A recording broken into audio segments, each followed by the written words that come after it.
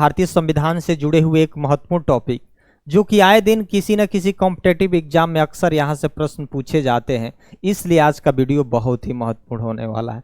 आज का जो महत्वपूर्ण टॉपिक है, भारतीय संविधान में संशोधन की प्रक्रिया और उसके चरण के बारे में हम लोगों को अध्ययन करना है। तो सबसे पहले यह जान लेते हैं कि भारतीय संविधान में संशोधन की प्रक्रिया को हम लोगों ने किस देश के संविधान से ग्रहण किया है। ये कई बार अक्सर प्रश्न पूछा जा चुका है कि भारतीय संविधान में संशोधन की प्रक्रिया को हम लोगों ने दक्षिण अफ्रीका के संविधान से ग्रहण किया है। और किस अनुच्छेद में इसका जिक्र है? अनुच्छेद 368 में भारतीय संविधान में संशोधन की प्रक्रिया का जिक्र है। उसके बाद हम लोग ये भी जानेंगे कि संविधान में संशोधन की प्रक्रिया के जो चरण है, कई बार पूछा जाता है, साधारण बहुमत से संशोधन, विशेष बहुमत से संशोधन, विशेष बहुमत प्लस आधे राज्यों के अनुसमर्थन से संशोधन। पूरी डिटेल्स इस वीडियो में हम लोग जानेंगे। अभी तक कितनी बार संविधान में संशोधन हो चुका है, ये सारी डिटेल्स हम लोग जानने वाले हैं। सबसे पहले यह जान लेते हैं कि भारतीय संविधान में संशोधन की प्रक्रिया और उसके चरण के बारे में। ये आज का महत्वपूर्ण टॉपिक है। यहाँ ध्यान दीजिएगा, संविधान किसी राष्ट्र की आत्मा है। संविधान किसी भी कोई भी देश की व्यवस्था चलती है संविधान के अनुसार, कानून के अनुसार, नियमों के अनुसार चलता है। तो जैसे हमारे देश का जो संविधान है, हमारे देश की क्या है, यानी हमारे राष्ट्र की आत्मा है। जिस तरह से हम लोगों का शरीर है और शरीर का प्रमुख तत्व जो है आत्मा है, उसी तरह से किसी भी राष्ट्र की संविधान क्या है? आत्मा है। यह उस राष्ट्र के राजनीतिक, सामाजिक, आर्थिक और कानूनी ढांचे को क्या करता है? निर्धारित करता है। यानी भाई राजनीतिक प्रक्रिया में कौन कौन लोग भाग लेंगे, कैसे भाग लेंगे, कैसे उनका चुनाव होगा, कितने सालों के लिए वो बने रहेंगे पद पर, उनका एज लिमिट क्या होगा, ये सारे डिटेल्स कहीं ना कहीं संविधान में ये सारी चीजें दर्ज हैं। उसके बाद सामाजिक चीजें भी दर्ज हैं। जैसे भाई आप किसी के साथ भेदभाव नहीं करेंगे, सबको लेकर चलेंगे, सबको विचार अभिव्यक्ति की पूरी तरीके से आजादी है, ठीक, सबको आने जाने की आजादी है, ठीक। किसी भी व्यक्ति को जाति, धर्म, लिंग, मूल, वंश के आधार पर आप भेदभाव नहीं करेंगे। कानूनी ढांचे, सारे नियम कानून के सामने सब लोग क्या है? पूरी तरीके से बराबर है। अमीर हो, गरीब हो, सारे लोग क्या है? इसके सामने बराबर है। भारतीय संविधान 26 जनवरी 1950 को लागू हुआ। आपको पता होगा कि 26 नवंबर 1949 को संविधान बनकर पूरी तरीके से तैयार हो चुका था, लेकिन 26 जनवरी 1950 को लागू हुआ, ठीक। तो कई बार ये भी प्रश्न पूछा जा चुका है कि संविधान दिवस कब मनाया जाता है? याद रखिएगा 26 नवंबर को। विधि दिवस कब मनाया जाता है? 26 नवंबर को। कानून दिवस कब मनाया जाता है? 26 नवंबर को, याद रखिएगा। दुनिया के सबसे विस्तृत और लचीले संविधानों में से एक है, यानी भारतीय संविधान दुनिया के सबसे बड़ा और लिखित संविधान है। इसकी सबसे बड़ी विशेषता यह है कि यह समाज और समय की आवश्यकताओं के अनुसार स्वयं को बदलने में सक्षम है। ध्यान रखिएगा, समय के अनुसार। इसीलिए भारतीय संविधान को एक जीवंत दस्तावेज यह कहा गया है कि ऐसा नहीं है कि 1950 में संविधान बनकर तैयार हो गया, उसके बाद भाई समय काल परिस्थितियों के अनुसार इंसान में बदलाव आता है। सबकी आवश्यकताएं अलग अलग हो जाती हैं, आवश्यकताएं भी बदलने लगती हैं, परिस्थितियां, हालात सब कुछ बदलने लगती हैं। तो संविधान ज्यों का त्यों अगर उसी तरह से बना रह जाएगा तो संविधान के मानने वाले नागरिक होते हैं। जब नागरिक की आवश्यकताएं बदलने लगेंगी तो फिर संविधान को बदलना पड़ेगा ना उसके अकॉर्डिंग। तो इसीलिए संविधान में अभी तक लगभग 106 बार संशोधन हो चुका है। कितना? 106 बार। संविधान 1950 में लागू हुआ और उसके बाद पहला जो संशोधन हुआ था 1951 में। ध्यान रखिएगा, 1951 में पहला संविधान संशोधन हुआ और जो 2023 में लेटेस्ट संविधान संशोधन हुआ था 106वां। यानी अभी तक यह, इसीलिए इसको जीवंत दस्तावेज कहा गया कि समय काल परिस्थितियों के अनुसार इसमें भी बदलाव जरूरी है। इसीलिए आज भी इसकी पूरी तरीके से प्रासंगिकता बनी हुई है। इसी कारण इसमें संशोधन की प्रक्रिया को भी शामिल किया गया है कि ताकि इसकी प्रासंगिकता बनी रहे। संविधान में संशोधन की प्रक्रिया न केवल इसके लिए जीवंत दस्तावेज बनाती है बल्कि लोकतंत्र की भावना को भी बनाए रखती है। और भारत के संविधान में संशोधन की प्रक्रिया अनुच्छेद किसके अंतर्गत? 368 के अंतर्गत दी गई है और इस प्रक्रिया के विभिन्न चरण में होते हैं और इसके माध्यम से कोई भी संशोधन विधिवत तरीके से लागू किया जाता है। यानी संशोधन की प्रक्रिया को भी कई चरण से गुजरना पड़ता है। किसी सदन में किसी लोकसभा या राज्यसभा में पेश किया जाता है, दोनों सदन से पास होता है, राष्ट्रपति के पास जाता है, हस्ताक्षर होता है, उसके बाद वह कानून बनता है, उसके बाद उस पर बहुत सारे विचार विमर्श होता है, कई वाचनों से गुजरना होता है, पूरी डिटेल समझ जानेंगे। तो जीवन दस्तावेज का मतलब आप समझ गए ना, ये लोकतंत्र को कायम रखता है, यानी लोकतंत्र का मतलब समझ रहे हैं ना, जनता के द्वारा जनता के लिए और जनता का बनाया हुआ शासन। और वर्तमान में यही व्यवस्थाएं तो चल रही है ना हमारे देश में। ठीक, अगला है संविधान संशोधन की संविधान संशोधन की प्रक्रिया के प्रमुख चरण। कैसे संशोधन की प्रक्रिया है, ये कई चरण है जो गुजरना पड़ता है, तब जाके लास्ट में संशोधन होता है। पहले संविधान में संशोधन की प्रक्रिया को निम्नलिखित चरणों में विभाजित किया जा सकता है। पहला, संशोधन विधेयक की प्रस्तुति। भाई अगर कोई भी आप सदन में विधेयक लाएंगे तो पहले प्रस्तुत करेंगे ना कि भाई इस विषय पे संशोधन करना है, तो पहले तो प्रस्तुति होगी। संविधान में संशोधन की प्रक्रिया की शुरुआत होती है और एक विधेयक प्रस्तुत किए जाते हैं, कोई विधेयक लाया जाता है। ठीक, तो विधेयक लाया जाएगा, उस पर चर्चा होगी, सदन से पास कराया जाएगा, राष्ट्रपति के पास जाएगा, तब तो कानून बनेगा। तो पहला तो शुरुआत हो। विशेषताएं क्या? यह संविधान संशोधन विधेयक लोकसभा या राज्यसभा किसी भी सदन में लाया जा सकता है। 2 सदन होता है, याद रखिएगा। यानी कितने सदन? 2 सदन। कौन कौन? निम्न सदन और एक उच्च सदन। निम्न सदन को लोकसभा बोला जाता है, उच्च सदन को राज्यसभा बोला जाता है। ठीक,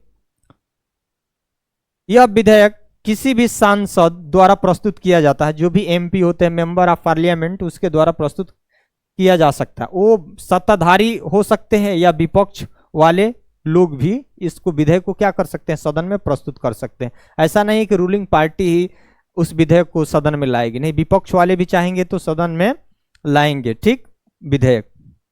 इस विधेयक को प्रस्तुत करने के लिए राष्ट्रपति की पूर्व अनुमति की आवश्यकता नहीं होती। देखिएगा, कभी भी संविधान में संशोधन की प्रक्रिया अगर करनी है तो राष्ट्रपति को पहले अनुमति लेने की कोई जरूरत नहीं है। कई बार प्रश्न पूछे जाते हैं। ये विधेयक केवल संसद में ही लाया जा सकता है। संसद मतलब समझ रहे हैं, यानी लोकसभा, राज्यसभा और राष्ट्रपति से मिलकर क्या बनता है? संसद बनता है। तो आप कोई भी ये विधेयक लाएंगे तो दोनों सदनों में से किसी एक सदन में भी आप ला सकते हैं। इसमें राज्य विधानसभा संविधान संशोधन विधेयक नहीं पेश कर सकती है, यानी राज्य विधानसभाएं में संविधान में संशोधन नहीं कर सकती हैं। यानी राज्य में भी 2 सदन होता है ना, एक विधानसभा होता है, एक विधान परिषद। तो राज्य में संविधान संशोधन का मामला नहीं लाया जा सकता है। ठीक, उसके अधिकार क्षेत्र से बाहर है। ये सिर्फ लोकसभा या राज्यसभा में ही लाया जा सकता है। उसके बाद देखिए, जैसे संशोधन की प्रक्रिया, कभी आपने सुना होगा कि अनुच्छेद 45 में जो शिक्षा की बात की गई थी, अब उसको पूरी तरीके से मौलिक अधिकार बना दिया गया। क्या बना दिया गया? मौलिक अधिकार बना दिया गया। जब राज्य के नीति निर्देशक तत्व में ये था, इसका मतलब राज्य के नीति निर्देशक तत्व का मतलब है कि राज्य के विवेक पर निर्भर करता है, राज्य के संसाधन पर निर्भर करता है कि वह लोगों को प्रदान करे या न करे। लेकिन अब जब मौलिक अधिकार बन जाता है तो सबका अधिकार हो जाता है। यानी अब 6 से 14 वर्ष के उम्र के बच्चों को 6 से 14 वर्ष की उम्र के बच्चों को अब निःशुल्क और अनिवार्य शिक्षा देने की बात की गई। यानी हर अभिभावक का यह दायित्व बनता है कि अब अपने बच्चों को 6 से 14 वर्ष के बच्चों को निःशुल्क और अनिवार्य शिक्षा दीजिए, ताकि सरकार इसके लिए कोई भी शुल्क नहीं लेती है। ठीक, विधेयक पर संसद में चर्चा और पारित भी करना होता है। कैसे पारित होता है? देखिए, संविधान संशोधन का दूसरा चरण होता है संसद के दोनों सदनों में विधेयक पर चर्चा और फिर उसे पारित करना होता है। ठीक, संशोधन विधेयक दोनों सदनों यानी लोकसभा, राज्यसभा में पारित किया जाना आवश्यक होता है। जब तक ये दोनों सदनों में पूरी तरीके से पारित नहीं हो जाता है तो पारित कैसे होगा, ये पूरी डिटेल्स जानेंगे। इस पारित करने के लिए विशेष बहुमत की आवश्यकता होती है, जिसमें शामिल होते हैं सदन के कुल सदस्य का बहुमत और उपस्थित और मतदान करने वाले सदस्यों की 2/3 बहुमत। ये साधारण संशोधन विधेयक क्या होता है। उसके बाद विशेष बहुमत के आधार पर कैसे संशोधन होता है। उसके बाद विशेष बहुमत प्लस आधे राज्यों का समर्थन के अनुसार कैसे ये होता है संशोधन, ये पूरा हम लोग जान लेते हैं इसमें। अब ये बताइए, भी कई बार प्रश्न पूछा गया है कि बताइए संविधान संशोधन विधेयक में क्या संयुक्त बैठक बुलाई जाती है।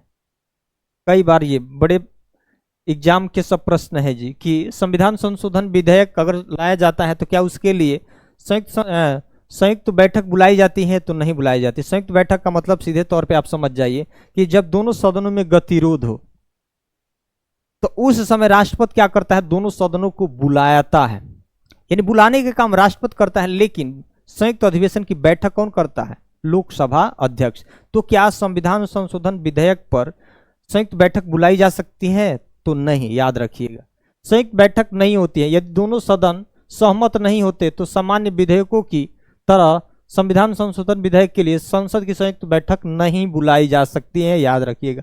प्रक्रिया क्या होती है भाई, विधेयक की प्रथम वाचन, यानी केवल जब कोई भी विधेयक लाया जाता है संविधान संशोधन, किसी भी, जैसे मान लीजिए किसी भी मौलिक अधिकार में बदलाव करना है, या संविधान के मूल ढांचे में परिवर्तन करना है, या राज्य पुनर्गठन वाले अनुच्छेद वगैरह में, या किसी राज्यों को तोड़ना है, अगर कोई भी प्रक्रिया या कोई भी विधेयक लाया जाता है तो सबसे पहले उसके बारे में बताया जाता है सदन में, यानी परिचय कराया जाता है। उसके बाद द्वितीय वाचन में क्या होता है, विस्तार से उस पर चर्चाएं होती हैं, बहस होता है। आप लोग हमेशा संसद का डिबेट वगैरह सुने होंगे। संशोधन का प्रस्ताव लाया जाता है, उसके बाद मतदान किया जाता है। तृतीय वाचन में अंतिम रूप से फाइनली मतदान किया जाता है और वह क्या किया जाता है, पास कराया जाता है उस सदन से। राज्यों की मंजूरी, राज्यों की मंजूरी कब आवश्यक होती है।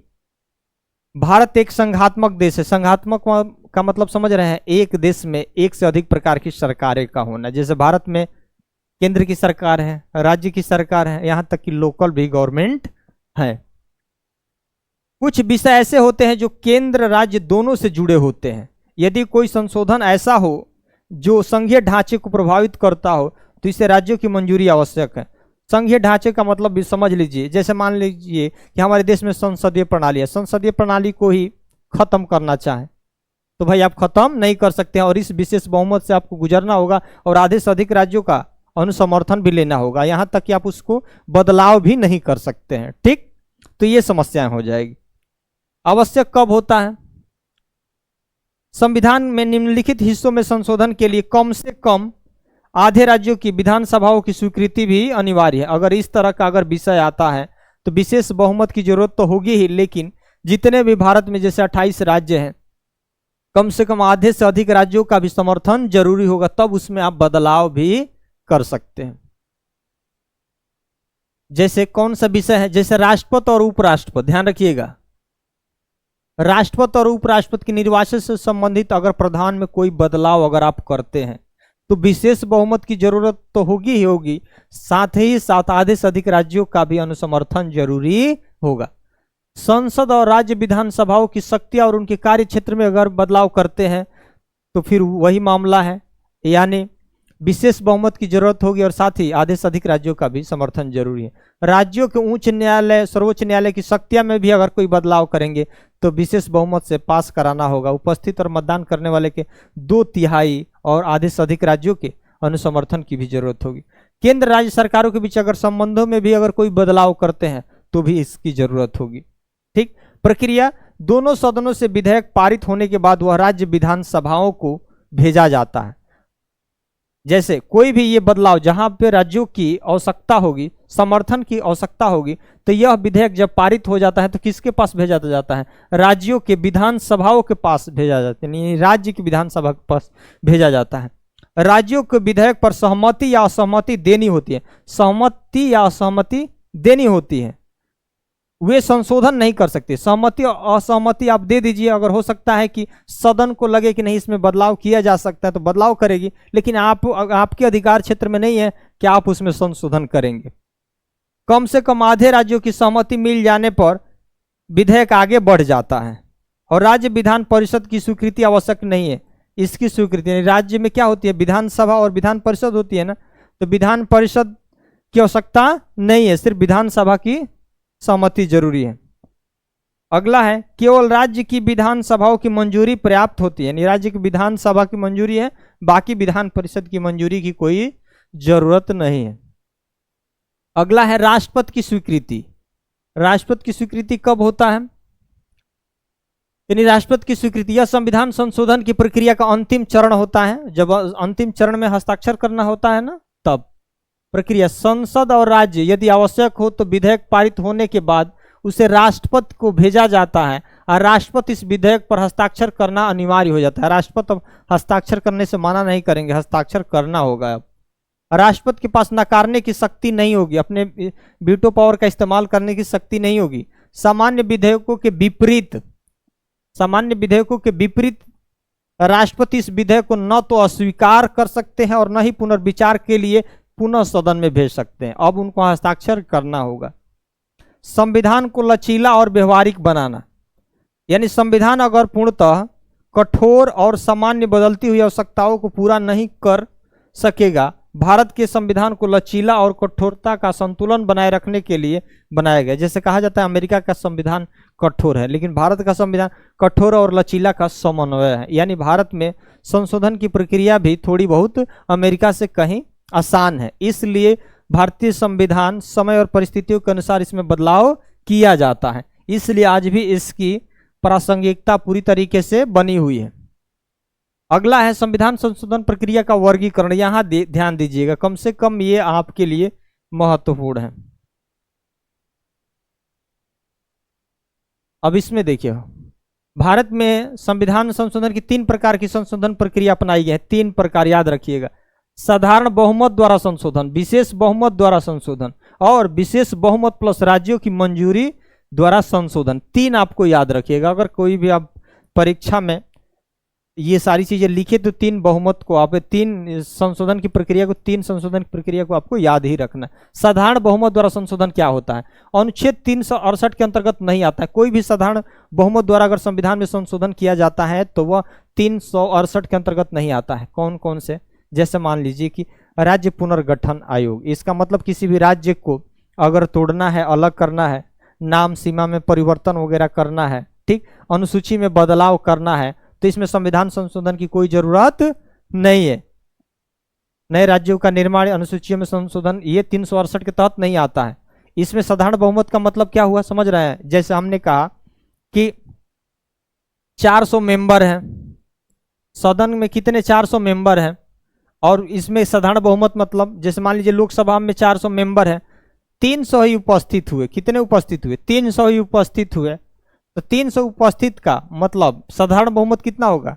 जैसे 150 हुए तो बराबर हुए ना, प्लस इसमें 1 जोड़ दीजिए, यानी 151 लोग कम से कम अगर इसकी सहमति जता देते हैं, मतदान कर देते हैं, तो ये माना जाएगा कि उस सदन में वो विधेयक क्या हो गया? पारित हो गया। उसी तरह से लोकसभा और राज्यसभा में भले सीटें 500 हो, लेकिन उपस्थित अगर 400 ही है, तो 400 के आधे से 1 अधिक अगर होंगे तो यह माना जाएगा कि यह साधारण बहुमत द्वारा इसका संशोधन किया जाएगा, ठीक, यानी वह सदन में पास हो गया।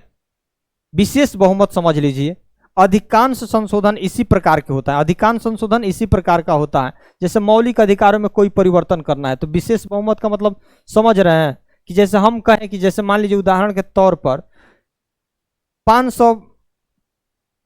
500 जैसे हम कहें कि 500 लोकसभा में सीटें हैं, आप बताएंगे कितने लोकसभा में सीटें हैं, ठीक। जैसे हम उदाहरण के तौर पर एक नंबर लिए, 500 लोकसभा में सीट है। अब कहा गया कि भाई ये विशेष बहुमत से इसको पास करना है, तो 500 के 500 तो सदन में आएंगे नहीं, तो मान के चलिए 400 लोग आए और 400 लोग उपस्थित रहे।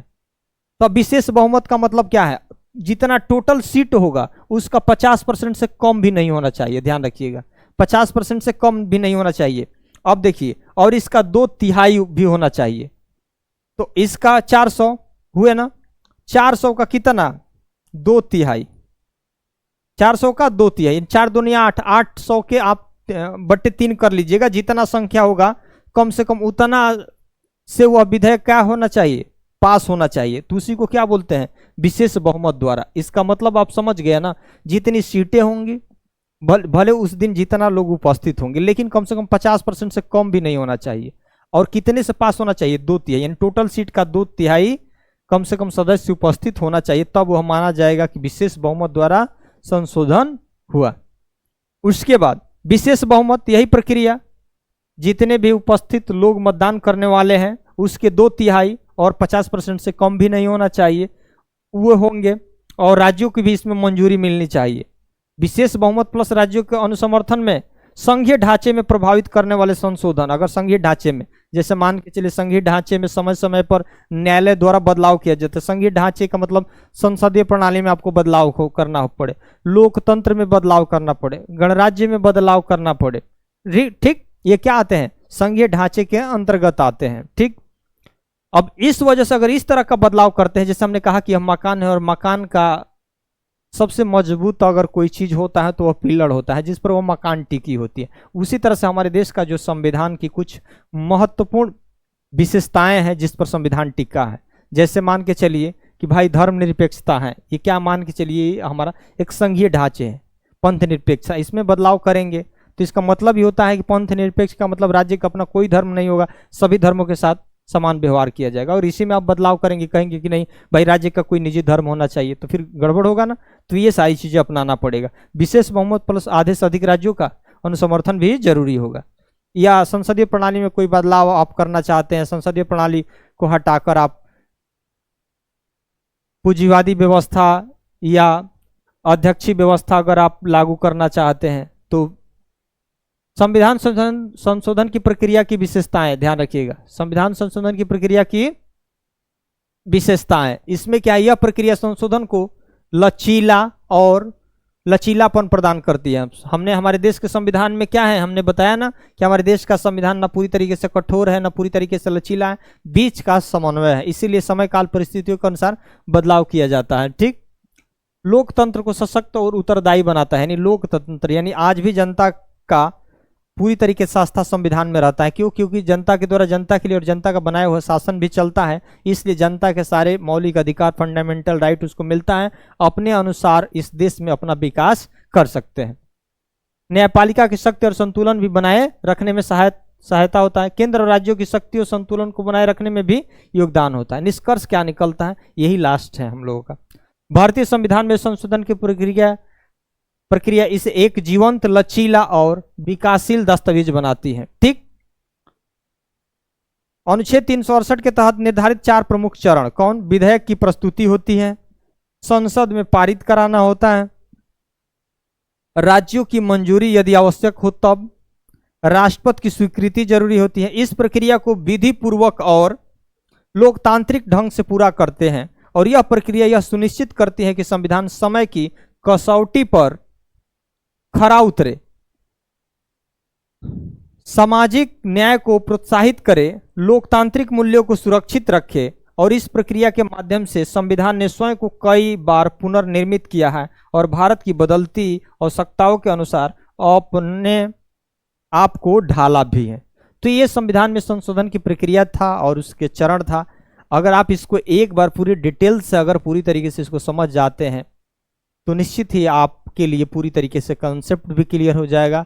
अगर यहाँ से कोई प्रश्न बनेगा भी तो आप, मुझे पूरा भरोसा है कि आप इस प्रश्न को मिस भी नहीं करेंगे, आप उसको पूरी तरीके से प्रश्न का उत्तर भी दे पाएंगे। इसलिए आज का वीडियो बहुत ही महत्वपूर्ण था। धन्यवाद।